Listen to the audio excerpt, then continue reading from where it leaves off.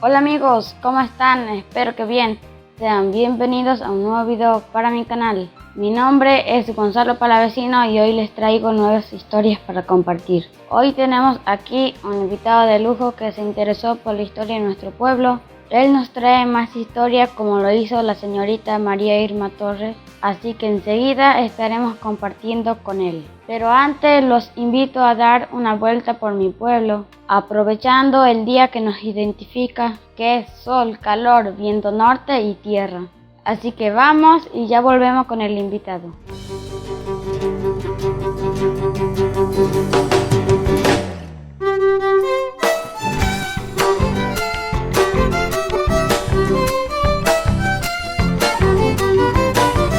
Me voy por la 81 que atraviesa mi provincia. Soy formoseña y cantora, qué linda es la tierra mía.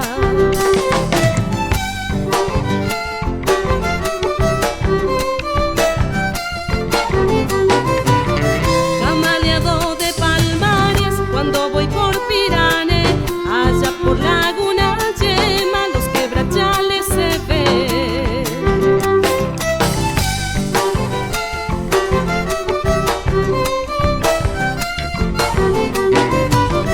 Allí cantan los coyullos debajo el algarrobal.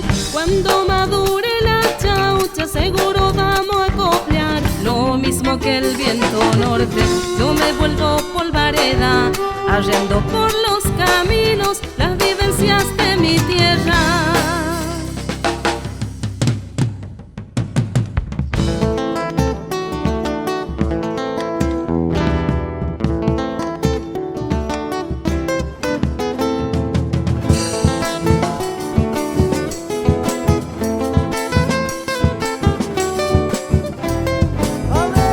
Allá donde el sol me quema, entre el verde quebrachal, se escucha una chacarera con gustito a soledad.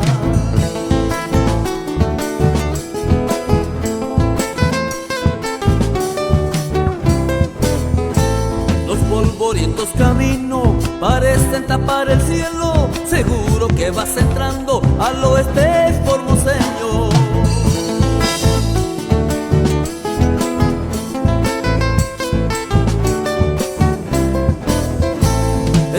Del aborigen, compartida con criollo, dos culturas diferentes, aunque hermanos somos todos. Chacarera, chacarera, con gustito a soledad, por la ruta 81 a Juárez quiero llegar.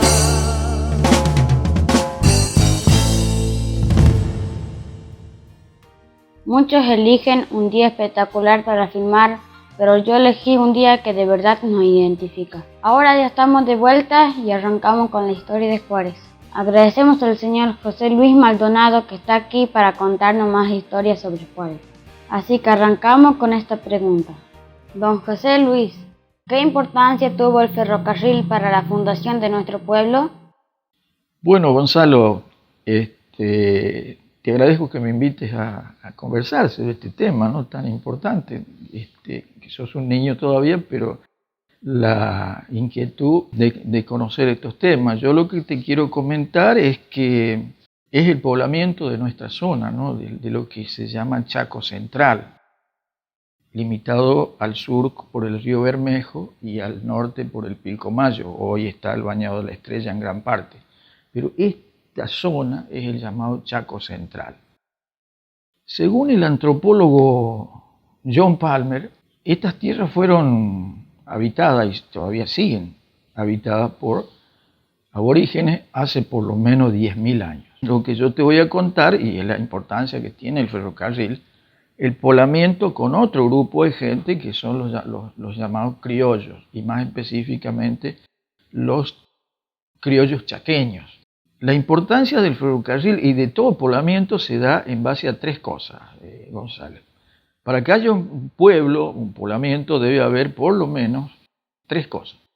Agua, debe haber seguridad y debe haber servicios públicos. O sea, agua, ríos, laguna o cualquier forma. Tiene que haber seguridad, el ejército, gendarmería, policía, Eso te brinda la seguridad a un grupo de gente. Debe haber también, te dije, agua, seguridad y servicios públicos, o sea, escuelas, correos, medios de comunicación. Esos son los servicios. Esos tres, en base a esos tres elementos, se producen los poblamientos. Pero el ferrocarril tiene una importancia, no solamente este ferrocarril, todos los ferrocarriles tienen la importancia que tienen una gran atracción para el poblamiento. ¿Por qué?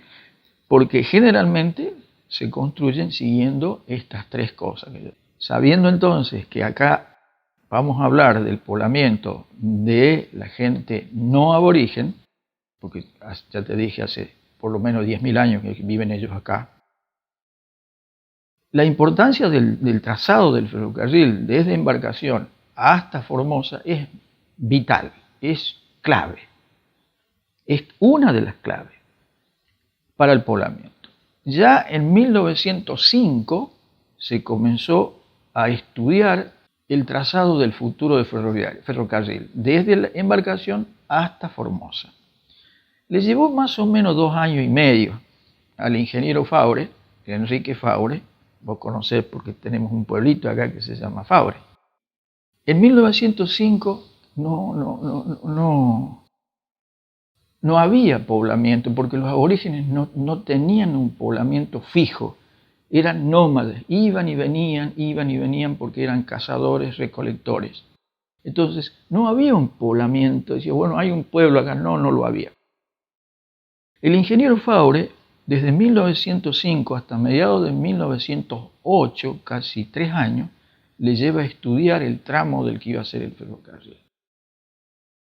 En septiembre de 1908 se comienza la obra desde Formosa a trazar el ferrocarril y llega en 1915, en julio de 1915, llega a Las Lomitas. Le llevó 7 años construir las vías desde Formosa hasta Las Lomitas. ¿Por qué? Porque la zona este de nuestra provincia tiene muchos esteros, lagunas, y en aquella época las máquinas para este tipo de obras no son las que son ahora, tan modernas. Entonces, ese era el problema. Hasta 1915 el ferrocarril estuvo en Las Lomitas.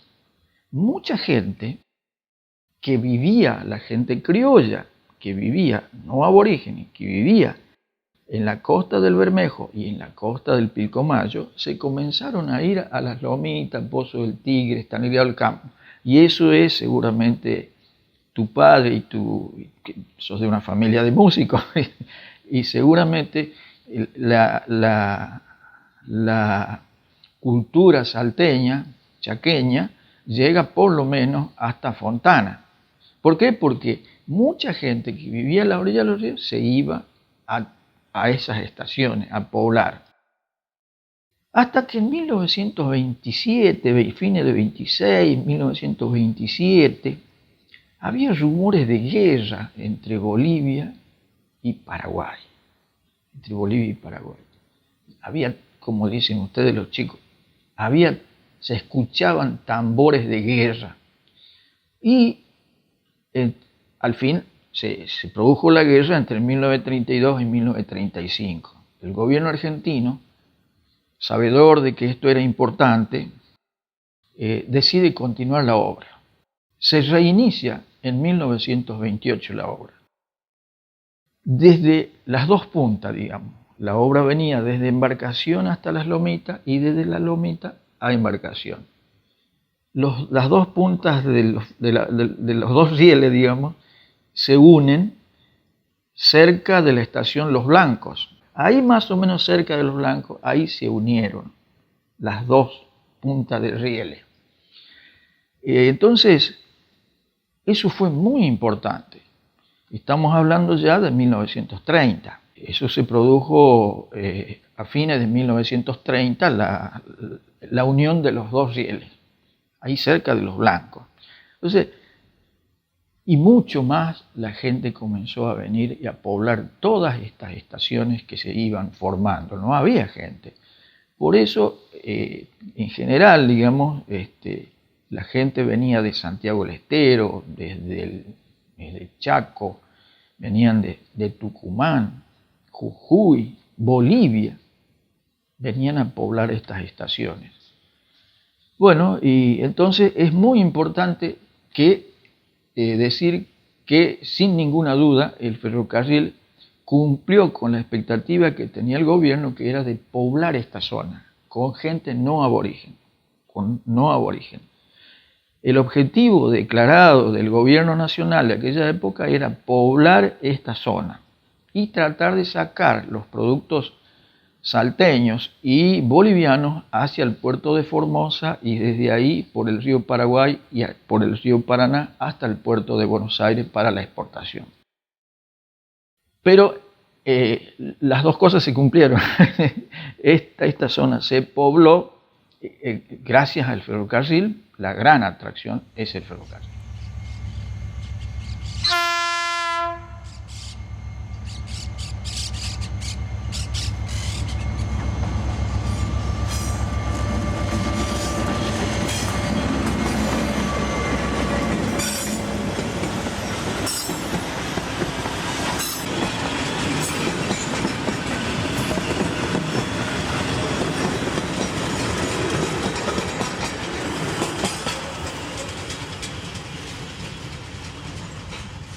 Antes de seguir con la segunda parte de la historia que nos está contando don José Luis Maldonado, los invito a conocer el Museo Ferroviario que tenemos en nuestro pueblo, que está administrado por la señora María Eva Tactaca y Juan Carlos Ocampo e hijos.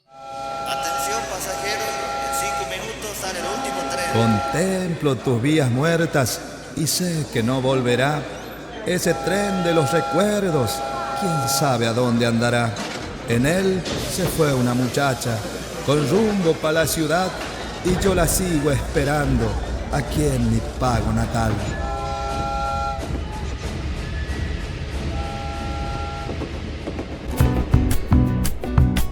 Ya no viene el tren, ¿a dónde andará? Se llevó el amor que más supe amar. Allá en la estación me voy a esperar, pero me dijeron que el tren ya no volverá. Pero me dijeron que el tren ya no volverá. Pero me dijeron que el tren ya no volverá. Pero me dijeron que el tren... Bueno, esto es un telégrafo, un medio de comunicación muy útil para los ferroviarios en aquellos tiempos. Para su utilidad, ellos debían aprenderse lo que es el alfabeto Morse, el cual se basa en puntos y líneas. Esto funciona de la siguiente manera. Por ejemplo, cuando el ferroviario accionaba esto, emitía lo que es la corriente a la parte del receptor, el cual poseía lo que es un imán, el cual atraía lo que era una palanca, tenía lo que es un punzón. El punzón lo que tenía era una especie de fibra, el cual marcaba lo que era el papel. Ahí contenía lo que era un rodillo, el cual contenía el papel en tira, el punzón iba marcando. Después del telégrafo, la tecnología en cuanto a los medios de comunicación fue avanzando, por lo que salió este otro medio de comunicación, el radio canal, el cual utilizaban para comunicarse a Embarcación, a Formosa, entre otras regiones, localidades. Bueno, y así en cuanto al avance de la tecnología, en cuanto a los medios de comunicaciones, más adelante salió lo que es este otro medio de comunicación, el cual es el teléfono de línea. Bueno, lo que tenemos aquí es una especie de bomba, el cual era utilizado en casos de emergencia. En aquellos tiempos, por ejemplo, este medio de comunicación se utilizaba para comunicarse con los maquinistas. En caso de que el maquinista no respondiera, se sospechaba ciertas cosas, que el maquinista se haya dormido, haya pasado algún tipo de cosas, ¿no? Entonces lo que hacía era el jefe enviar al personal a colocar esto en la entrada del pueblo sobre las vías. Entonces, en cuanto la máquina venía, apretaba esto y lo que hacía esto era reventar, explotar, haciendo así que el maquinista se despertara o en esos casos, ¿no? Bueno, aquí tenemos lo que es un mueble en el cual se guardaban lo que eran los tickets, los boletos, estos tipos de tickets. Bueno, y aquí por ejemplo tenemos anotado lo que eran los precios para los turistas. Por ejemplo, a Laguna Yema el turista pagaba 3 pesos con 32 centavos. A Ibarreta pagaba 7 pesos con 59 centavos. Bien, acá tenemos lo que es la caja fuerte, en la cual el jefe guardaba lo que era la plata, ¿no? Y lo resguardaba de manera segura, ¿no? Aquí tenemos, viene con 2 cajas en el interior. Aquí también tenemos lo que es un matafuego. Aquí tenemos lo que es un retén, el cual se utilizaban para colocarlo en las tapas de los tanques petroleros. Aquí tenemos lo que es una chapa, el cual se utilizaba para calcar, pintar, marcar los tanques. Acá tenemos lo que es una linterna, el cual era una herramienta para hacer señales. Acá tenemos una lámpara, el cual se utilizaba en aquellos tiempos, por ejemplo, no había luces, entre otras cosas. Acá tenemos herramientas que se utilizaban para los furgones, para los tanques, en cuanto al tema de la mecánica. Acá tenemos un dispenser y ahí también tenemos lo que es un reloj de aquella época, el cual funcionaba a baterías. Bueno, aquí también tenemos una máquina de escribir, el cual se utilizaba en aquellos tiempos para hacer los informes. Aquí tenemos otra y ahí hay otra. Son 3 máquinas que hay aquí.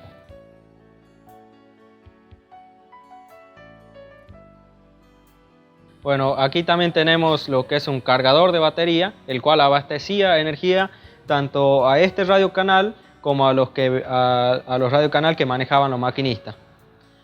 También abastecía energía a lo que es esta baliza, el cual iba en el último furgón del guarda.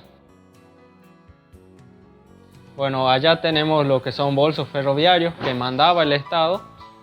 Aquí tenemos lo que es un mechero.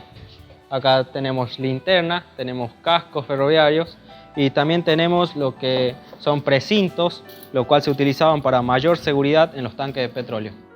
Bueno, aquí también tenemos una balanza con una capacidad de 1000 kilos, la cual se utilizaba para pesar la mercadería que se enviaba, así también como la que se recibía. Bueno, aquí tenemos una balanza chica para pesar las encomiendas que se enviaban o se recibían. Bueno, aquí tenemos lo que es una perforadora de boletos para marcar el destino del pasajero. Por ejemplo, si el pasajero quería ir a Lomitas, se perforaba en el lugar Lomitas. Entonces el pasajero ya tenía su comprobante. Bueno, aquí también tenemos lo que es una marcadora de boletos. Se utilizaba aquí en la oficina del jefe para marcar los boletos, obviamente. Y aquí también tenemos lo que son los sellos que utilizaba el jefe de la estación.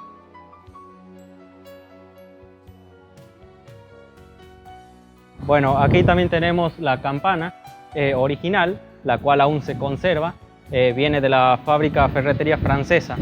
Se utilizaba para dar aviso de la llegada o salida del tren.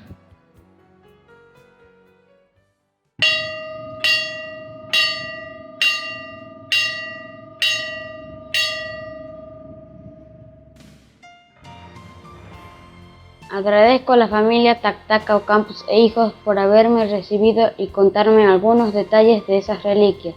Así que después de visitar el museo, que es la parte más importante de la historia de nuestro pueblo, seguimos escuchando la historia que nos tiene don José Luis. Así que vamos con la siguiente pregunta. ¿Qué importancia tuvo Juan Degen para nuestro pueblo? Ah, qué pregunta.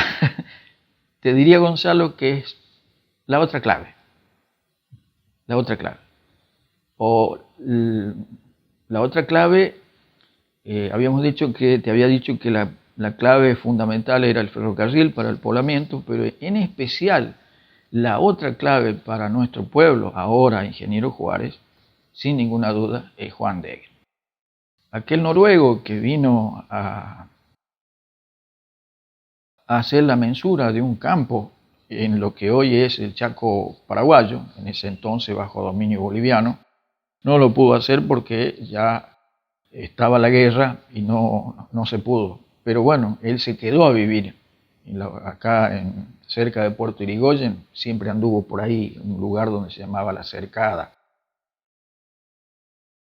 Ya había, cuando él sabe de la construcción del ferrocarril, obviamente un profesional del tema, era agrimensor, o sea, el que se dedicaba a medir las tierras, los terrenos.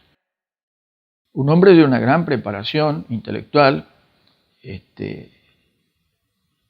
propone hacer una reunión, y creo que ya la señorita Marica Torres te contó cómo se hizo, dónde se hizo, para hacer un pueblo en una estación que esté lo más cercana posible o lo más fácil posible para hacerla desde Puerto Irigoyen. Degen va hacia Embarcación, porque ahí estaba el ingeniero Faure, Enrique Faure, primer jefe de la obra, con el segundo jefe, que era el ingeniero Guillermo Juárez. Él se entrevista en Embarcación con esta gente. El tren ya las vías estaban cerca de Morillo, llegando a Morillo. Pero él va a Embarcación y de ahí viene en un tren especial que se llamaba Tren Balastro, en donde venían gente, los trabajadores, los ingenieros, los técnicos. Degen viene ahí, en ese tren, hasta Morillo.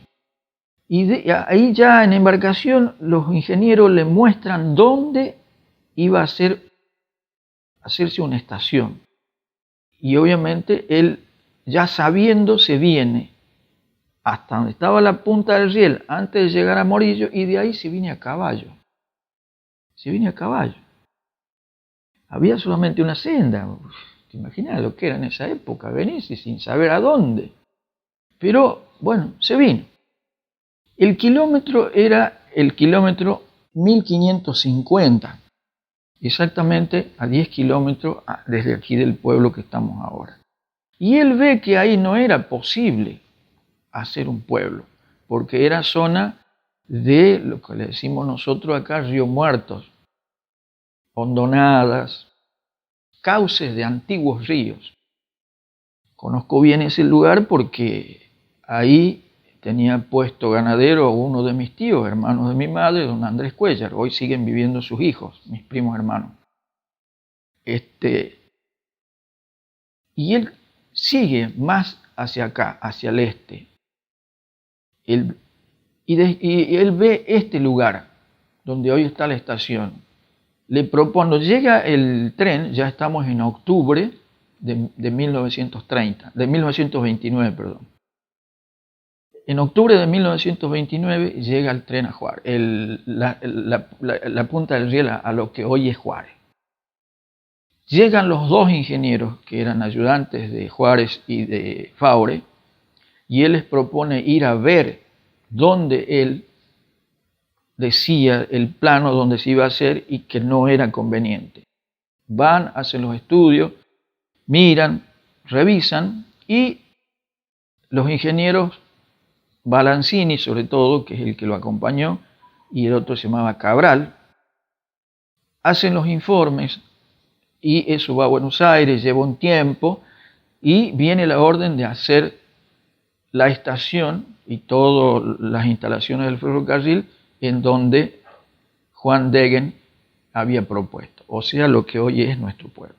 El 21 de junio del año 30 se comienza a construir la estación. En general, todos los pueblos fundados en este tramo del ferrocarril, el ramal C25, tienen como fecha de fundación el día en que se comenzó a construir la estación, salvo este y Formosa. Hay dos pueblos que no tienen eso. ¿Por qué? Porque María Irma Torres dice en su libro que el ingeniero Degen comenzó o puso por primera vez una estaca para comenzar a hacer la mensura de este pueblo el 21 de julio. Hay otro autor, que es el señor Federico Rodas, que sostiene que el pueblo debe tener como fecha de fundación el 21 de junio, porque ese día se comenzó a construir la estación. Entonces, es muy importante Degen.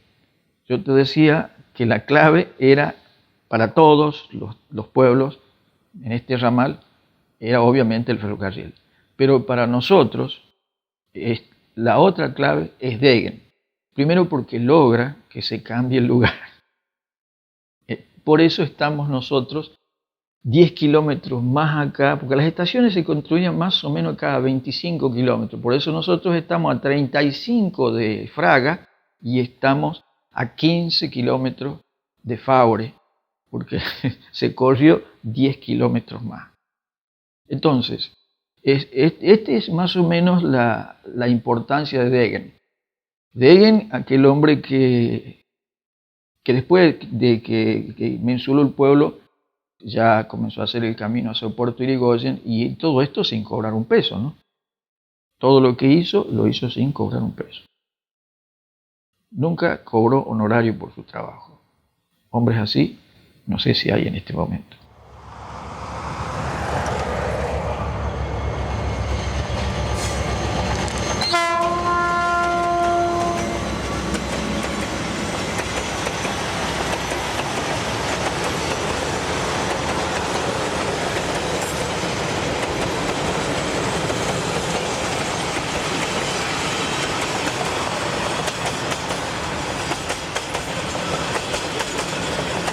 Bueno gente, este video llegó a su final, espero que sea de su agrado.